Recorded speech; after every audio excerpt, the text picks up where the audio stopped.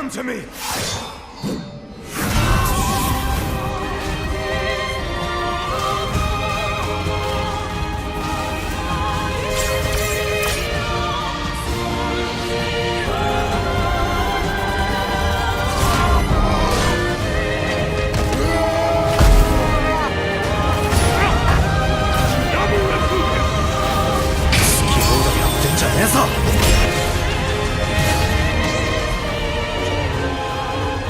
Greetings and salutations, everybody, and welcome back to Versus Gaming, a gaming show where we discuss the latest news in the gaming industry, plus give you some insight into what it all can mean.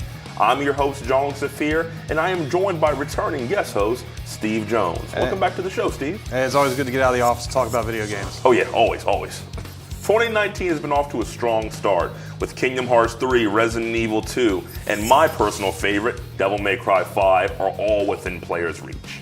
Oh boy, where do we begin? I guess for starters, how's your wallet holding up, Steve? Because mine is hurting. I'd probably trade out Anthem for Division 2, and I'm holding out for Mortal Kombat 11 instead of Dead or Alive, but I'm feeling it a little bit. Oh yeah, I'm feeling it, and also it's getting kind of tired because, like I was saying before, I'm on my fourth playthrough, of Resident Evil 2. I'm on my second one for Devil May Cry 5, and I just finished story for DOA 6. Like, it's such a burden on your wallet, but I think time, even more than my wallet right now. I just don't have enough time for all these games right now. Mm-hmm. But I'm actually surprised because, typically with how many games have been coming out right in the beginning of 2019, you would think that, hey, where were these games during the fall and winter season? Like, where were they? So it was really interesting, and the fact that at least players can be able to get some of these games. You do have those options. You don't feel like I'm lacking single player games. There's something for everybody. There's no doubt about that right now. Yeah, exactly. Thankfully, there's one game that didn't require you to spend money. That title is Apex Legends, developed by Respawn Entertainment, the company behind the Titanfall franchise. Approaching drop zone.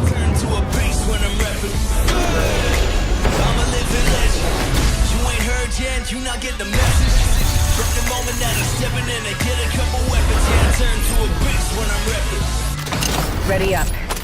This first-person shooter game had millions of players rushing to download it when it finally got released so they could swat up, drop in, and take part in the Battle Royale. Steve, what were your first impressions and raw thoughts when you had a chance to play Apex Legends? I was really excited. I was a fan of Titanfall. Clearly there was some controversy with Titanfall 2 and the release and everything, and we could spend the entire show talking about that. But I was really happy with it. I'm not a big person on Battle Royale games. Mm-hmm. We've had this discussion off camera about these and all before. But there's something about Apex that really kind of just grabbed me. And I think, we'll get into that in a couple other talking points. Mm-hmm. The heroes, the ping system. There's a lot of just a really well-polished game that came out of nowhere. Yeah. Actually, I actually found out about it when my friend told me. He was like, dude, man, we had enough with Overwatch. We've been playing that forever, so let's try something new. He was like, yo, there's this game called Apex Legends. You should download it. And I was like, all right, let me go see what it's about. And I got in there, and at first, when I heard of Battle Royale, I was like, oh, another generic shooter, Battle Royale game. Mm-hmm. I was already, energy low, expectations even lower.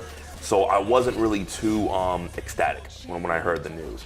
But, when I downloaded it, and at first, I had a chance to see like the different characters, kind of like on the graphic we have right here. I was like, okay, wow, there's a lot of different characters that I can take on. This reminds me of Overwatch in that kind of sense. And just like you mentioned, like the ping system, it's a very, very polished game. Each and every character is like unique in their own way.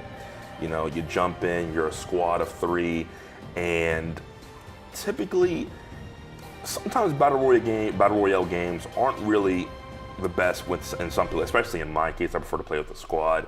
Not really interested in playing on my own unless I have to and my squad's dead. But, the Battle Royale games have that stigma of you come in, you die, and then you have to queue up for another one. Or you don't feel like you were given a fair chance, or you finally... Yeah, you're dead before you even hit the ground sometimes. Or you even hit the ground, or you just got your high loot and you just die right afterwards. It's really different when it comes to Apex Legends. One, you can get your friends online. Because it requires 3 people, typically it's rare that, like in Overwatch, you have 6 people. Here you need 3. So it's a lot easier, to be like, hey, I can I always have 1 or 2 friends online. So I can always get someone to come play. So when I had a chance to jump in and try out the different characters and role select, a big part of the game. So if you need a healer, you got that. If you need like a sonar person like Bloodhound, you have it. So it was a nice experience. So like I still have it installed. I've been playing it for, I would say, a couple hours a day, once the squad comes online. And it was a really, really good experience. It's a lot easier, like you said, to find 1 or 2 friends as opposed to 5 other people. Because you try and do a 6-person squad, you're always going to get that one odd man out. Random. Or something. I'm going to go off on my own, that kind of thing. So yeah, no, it was fun. Hands-on, it just felt so fluid. And I was actually surprised. Obviously it took a while for me to get used to it because it's like a mesh of a lot of different games. But it was nice for the most part. Zipline deployed. Sorry you died. I'm a living legend. You ain't heard yet, you not get the message. Shots fired. Sending out my decoy. Hi. Apex Legends is the newest addition to an already substantial lineup of Battle Royale games, such as PlayerUnknown's Battleground and Fortnite. However, Apex Legends stands out in unique ways. First up is Apex roster of legends, similar to that of Overwatch's hero lineup. Now, the characters are what really make this game shine. Yeah. What do you think of some of the characters that we get to play here? I really like the character designs. I think they're very unique, and I think that's one of the things that gravitates me towards this type of Battle Royale compared to PlayerUnknown's, to H1Z1, any of those. They are very realistic. And I guess that's just not what I want out of the game when I come home and everything else. I'm not looking for something that gritty, realistic. I want something a little more fun. And of course, the other side of the coin is Fortnite, like we talked about. You've got these crazy skins, you've got these dancing emotes, a boogie bomb, and all this other stuff that's really zany and wild and crazy. This is somewhere in the middle of that. You've got all these heroes with unique abilities and everything similar to Overwatch.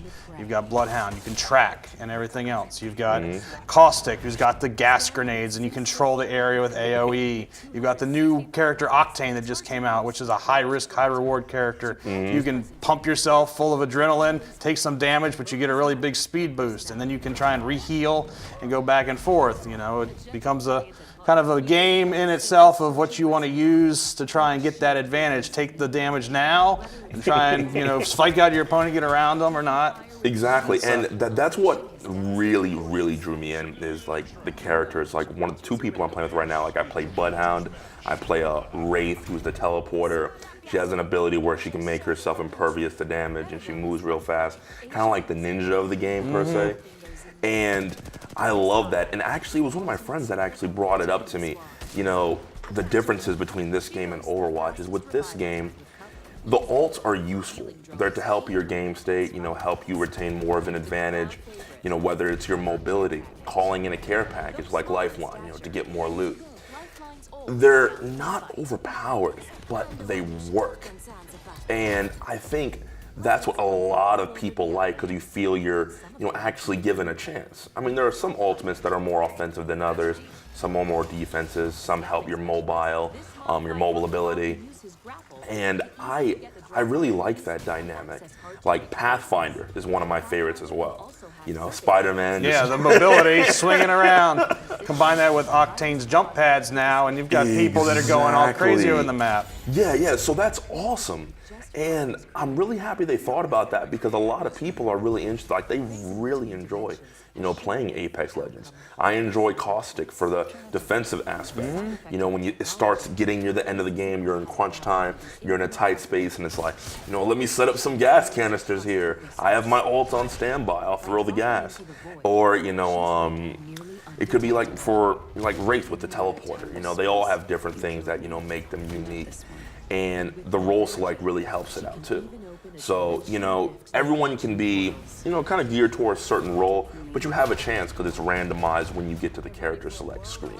So you never feel cheated, you never feel like hey, I want to play this certain character. You have a chance to play everyone and get good with everyone, so you have more of a balanced team setup. And like I love the characters. Bloodhound's my favorite. Like the line where he's like, trust in the All-Father, and then he just goes into berserk mode. He runs faster, that kind of thing. What really character would you say you're maining right now? I mean, I've jumped around a lot between different characters. I enjoy Mirage just for, I know he's not one of the best characters right now if you go tier-wise and stuff like that, but I think it's just fun showing out the decoys and stuff like that. I've probably done, with the group of people I play with, I've probably been doing a lot of Gibraltar just for the defense and lifeline. When you mentioned Gibraltar, I was thinking of Maui. It's Maui time. Hey, challengers, you better watch out for me.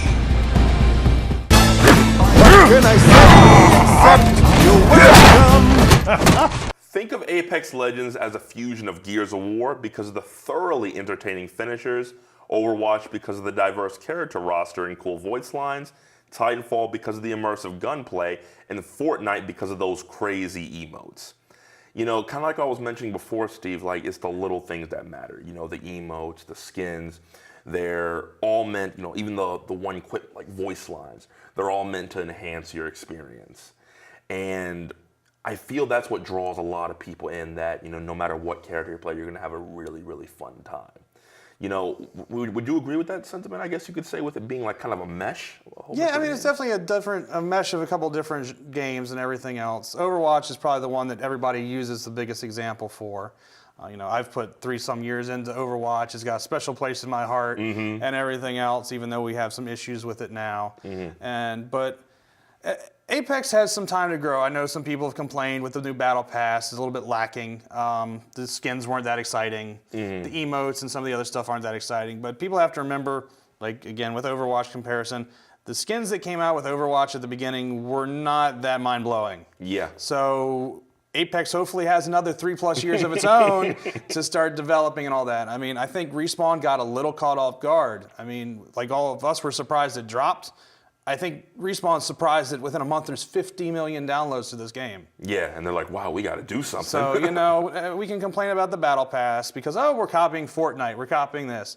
We know that in this day and age, this is a type of, monetization that they're looking for and everything else. We can ignore the $20 skin and everything else. If you want to spend it, that's fine. It's your money, do what you want with it. But for the Battle Pass, it's worth a decent amount of money with what you're getting and everything, and you're at least giving something to the developers. But these Battle Passes will improve over time, I think, with them. No, absolutely. And I mean, even for me, when it comes to, some of the little things, people do, enjoy cosmetics, but yeah, it's not going to be as like mind-blowing, at the beginning, especially because a lot of these, you have to unlock, through Apex packs, microtransactions, that kind of thing. So you're going to feel a little out of the loop for the first little bit when you start playing. But, when you start unlocking, like I just got me one of my skins because I've been playing a lot of Caustic lately. So, I really, really enjoy that. But what drew me in also was like the finishers too. Like you mentioned, you play Mirage. I love the Michael Jackson. The kick and everything else, yeah. The kind of finisher. And that, I was sold.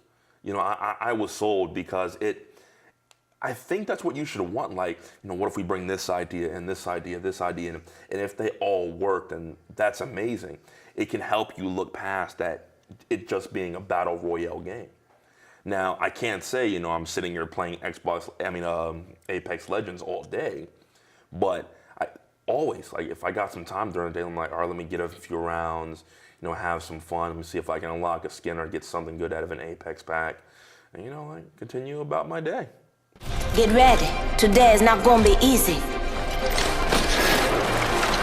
Apex Legends being free to play is a positive, but it does unfortunately include microtransactions in the form of cosmetic items and other legends. It's so hilarious because nowadays in the gaming community, we are predispositions to hate microtransactions. On the flip side, we love the content that's being made. Every time you level up, you get one Apex pack.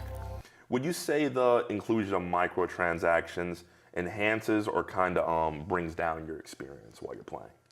Like I just mentioned before, I mean, you can play this game and never touch a microtransaction. You're getting enough stuff every other level and everything with the packs and all that. If you do want to invest, get the Battle Pass. Putting the $10 on the Battle Pass, if you have the time and enough to invest it to get all the levels, you're never going to have to buy another Battle Pass again because you're going to get enough coins playing through it to buy the next season, So, I mean, a $10 investment for a game like this overall, and then you get everything else for free, it's worth, I think, at least that much in value. In terms of the cosmetics, I think they'll get better over time. I think the emotes will get better over time. Again, it's just the game has to grow. The fact that it has the solid mechanic and everything else, I think, is the main thing that people should be concerned about. Well, I understand why a lot of people dislike microtransactions, especially ones that are ridiculous. The most ridiculous one to me being Star Wars Battlefronts. Where, hey, what's in your season pass? Oh, sorry, we don't know. We just need you to buy it. It's full of pride and accomplishment. That's what it's for. Exactly, pride and joy. But for me personally, I actually didn't really mind it too much. It's kind of like how I felt about Overwatch with the cosmetic items. You know, if you want to invest, the money is there. You have the Battle Pass incentive, that kind of thing. But it doesn't hinder your progression or getting better. That's the kind of problem I had about Destiny. Like if you go in online, someone has a different weapon than you do, or if you can't get it, that kind of thing. If you feel left out of the loop, because you have something that you need to be able to play, that hinders your progression. You may not have as good of a time. Yeah. But yeah. It's purely skill. And that's what's important about all this. Overwatch, it's a skill. It's not who spent $20 to get the better weapon upgrade for the PvP. Yes, it's going to be more random with, Apex compared to Overwatch and what weapons you might get. But again, it's just going to be a matter of your skill. There's people that can take you down with any weapon and the right skill set. It doesn't matter. So no, exactly. And I'm not against spending money on microtransactions if I really enjoy the game or under the right circumstances. But I feel that these days, we shouldn't be as fully hate microtransactions, because there are some sense that they're pretty good. If they help you, or if there's something you really want to get, or if they give you a full self-contained product of a game that's really good, and they want to give you something else to enhance your experience. I mean, if it's DLC content and expansion like The Witcher 3 had, and everything, clearly, it's worth its value. It's when you have a $20 skin that most of us as gamers are balk at that and be like, you're taking advantage of this. Or if it's something that was clearly cut content that we're going to repackage into a season pass. Oh yeah, no, absolutely. Or that $30 Lucio emote, when he's on the boombox and that kind of thing. It can get absurd at times. Yeah. It can get really, really absurd. But I mean, I enjoy having the option. Respawn Entertainment got a lot of things right when they were developing this game. However, there's always room for improvement. What would you say Apex Legends excels at, and what would you say in some areas it falls short in? Okay, so for things it excels at, especially for someone who's not a fan of Battle Royale, we talked about the ping system. This is probably the most elaborate ping system I've seen in any game whatsoever, and it works. You have some people that don't want to get on mic and talk and everything else, and whatever their reasons are, it's justified and all that. You do not need to have a mic to play this game. The ping system is so well done that you can put that cursor on it and click and tell people where to go, weapons, positions, everything, without ever touching it. One thing we have not touched about is the fact that once you're dead, it doesn't guarantee that you're dead. We've gone through this whole episode here and haven't actually talked about this. But once you're down, your squad can get you back up. And that's a really neat and interesting mechanic that this game provides that none of the other ones do.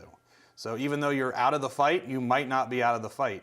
You can still assist, talk to your friends and everything, what you can see on camera, and hopefully they can get you back and up and running. You come back with no weapons and everything, but you find a death box or anything else, you can get gear again and get right back to it. But that's one of the good things, because let's say you die at a later point in the game.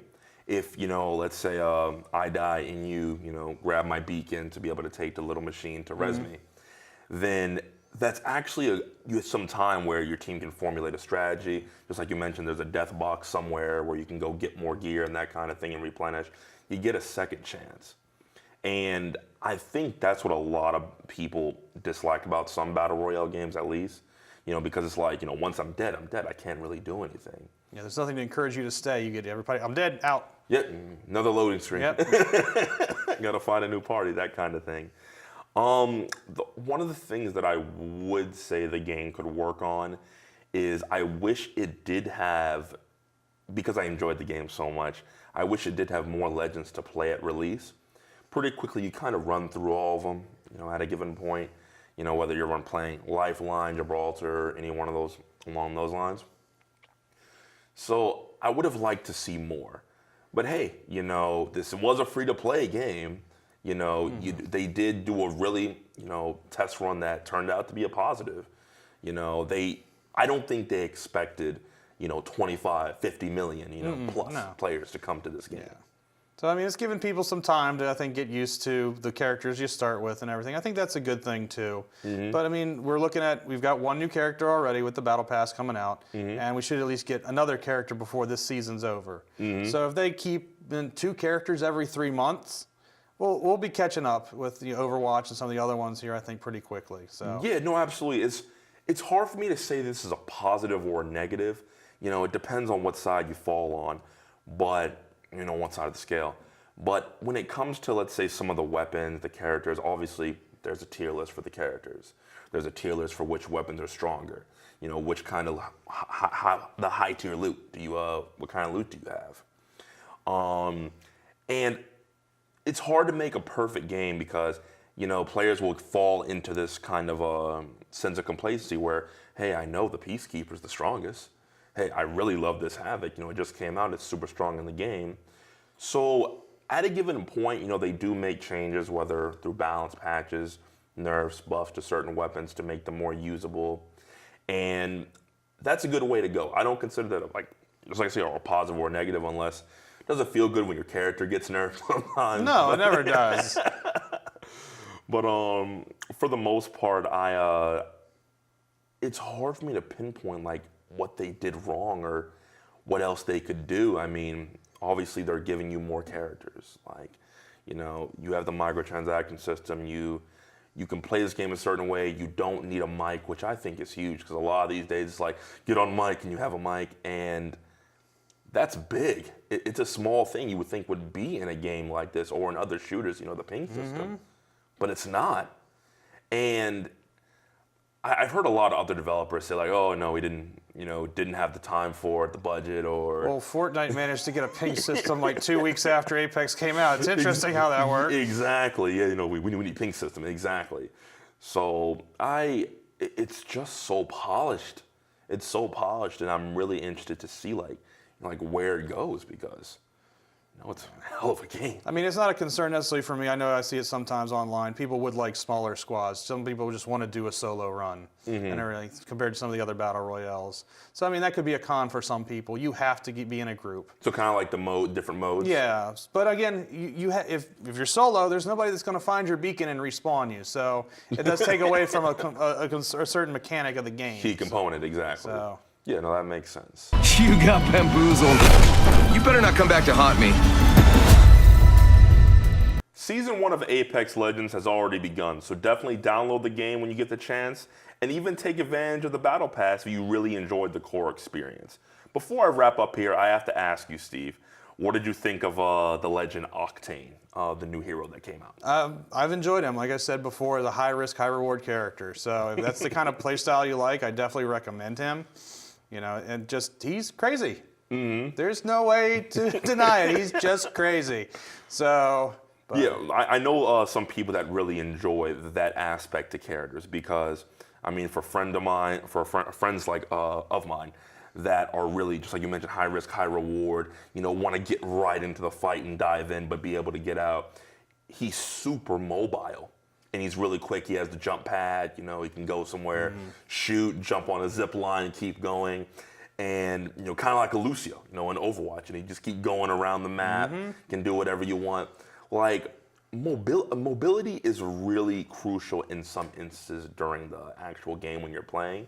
Because let's say you're by yourself, you have that mobility where it's like stim, move around, jump pad, I'm out. You can do a lot of damage. There's a lot of potential there. So, I mean, I think one of the big things that's going to define this game is the mobility, especially if you have a team with like Octane now and Pathfinder, and just doing the combinations with those two people when you have a team that's really well, organized and talking to each other. Yeah, and that's going to be good, especially if you need to get to high ground quickly. You have those options. It makes it a lot easier, because Pathfinder was one of the few people that I'd say was really mobile that could help move your team to one location. And he can do the same too. And he has fun finishers. Yeah, and I think we've got the rumored new character Watson too that we talked about, and supposedly has some Tesla, like electricity traps and everything that might. I like defensive characters. Might be a little bit of a problem there for Octane too. You get stuck in an electrical trap. Exactly, I would say so. Dropping like flies. Help, please. I love when the spotlight's on me. Well, it's time for our final scores. From a scale of 1 to 10, how would you rate Apex Legends? I think right now I'd give it a solid 8, with the potential to actually get even higher. Yeah, I fall right in that same bracket. I think it does deserve it for the work they've put in. For me to give it anything lower than 8, I feel kind of devalues the fact that over 50 million plus players. Yeah, and the only reason I can't give it higher right now is the microtransaction stuff and some of that. It's just, I'm sorry, I'm in that mentality. I have to, on principle, lower a game just when you see some of these $20 skins. Oh yeah. And stuff like that. And you can ignore them, like I said, but I think just on principle, I can't give it a 10 for that, and just with a few other minor nitpicks, just knock it down. But I think as an 8, and with time, I definitely think that Respawn, can make this game even more than what it already is. No, absolutely. I mean, from the characters, the guns, the playing style, a Battle Royale game where you don't die instantly, that does play into the score. And even for the microtransactions, it is hard to give a full 10 out of 10. I've given no kind of game with microtransactions 10 out of 10, aside from maybe DMC, because I'm biased. Again, though, we can ignore those for the most part with that game. Exactly, especially if they're not hindering your progression or they don't really mean that much. But for the most part, when you don't have something, it in some ways for some people can devalue your experience, or it takes so long to get that. So it'd be hard for any kind of multiplayer game with microtransactions to get to a 10. But for what it does really well. And, it's only getting better from what I'm seeing right now. I think if all the studios that have a game like this, Respawn's one I can put a lot of trust in. Oh yeah. And, I kind of felt bad for Titanfall 2 because a lot of people enjoyed that game, but it just didn't get the legroom for them to get a sequel right now anyway. But, Apex Legends is, their baby right now. Making a comeback. I don't feel too bad. Respawn got a little bit of their payback with the season pass coming out a week before Battlefield 5's Battle Royale. Yeah. I think that took a little bit of a wind out of the sails of that one. No, so they got their revenge. Yeah, so it's good. 8 across the board. Thank you again, Steve, for joining me on the show. No problem. Always a blast to be here. Oh yeah, can't wait to have you back again. And thank you all for tuning in with us today. Like always, I'm your host, Jean-Luque Zephir, and I'll see you all on the next episode of Versus Gaming. Bye.